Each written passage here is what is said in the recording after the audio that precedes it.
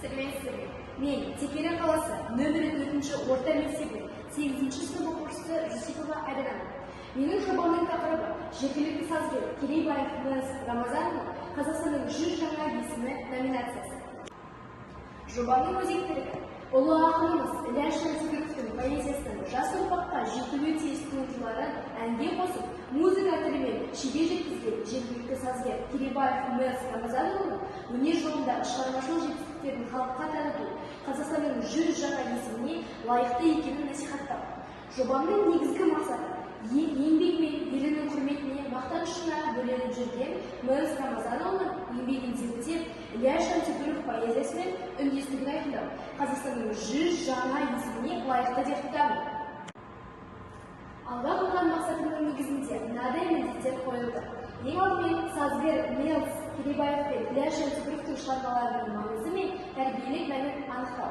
Ілияс Жансүгіров поэзиясындағы Мырс Керейбаев шығармаларының музыкасының егіздігі.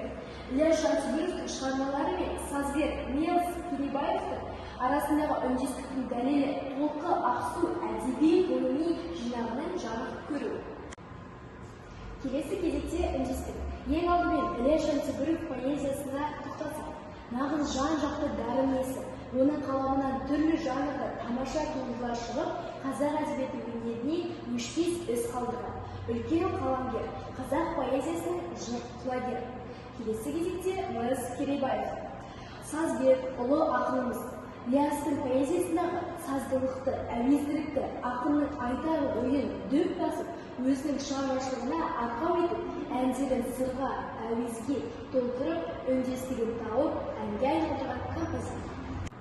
Туындыларына келсек, дала ән романс пен таң туындылары ұлы төңкеріс кезіндегі жаңа өмірге талпынған жастарды жаңа қоғам құруға, оқу, білімге шақырған ұранды жырларын музыка тіліне сәтті үйлестірген шығармалар. Шаттық жыры туындысы жер жанаты жетісумен қазақ жерінің көрікті келбетін, туған өлкеге байтақ жетті деген сүйіспеншіліктерін тереңдете, көк жиек кеңдігіне көз жеткізіп, ақын мен сазгердің қаламгерлік қуатымен жаңа өрістерге жол ашып, қомақты үндестікті айқын бейнеледі.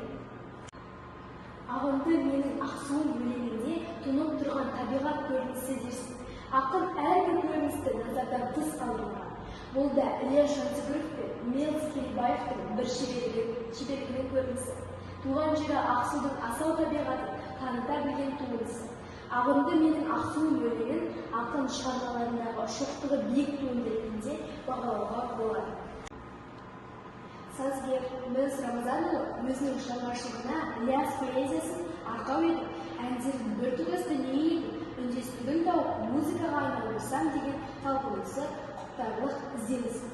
Композитордың Ілияс поэзиясы және музыка атты зерттеу еңбегі осының дәлелі.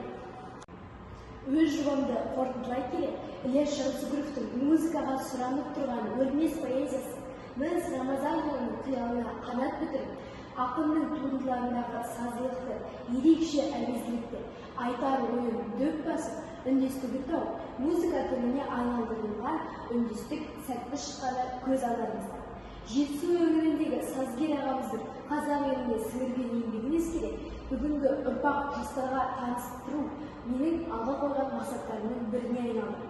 Осы зерттеудің нәтижесінде Мырс Рамазанұлы Қазақстанның 100 жаңа есіміне әбден лайық деп танимын.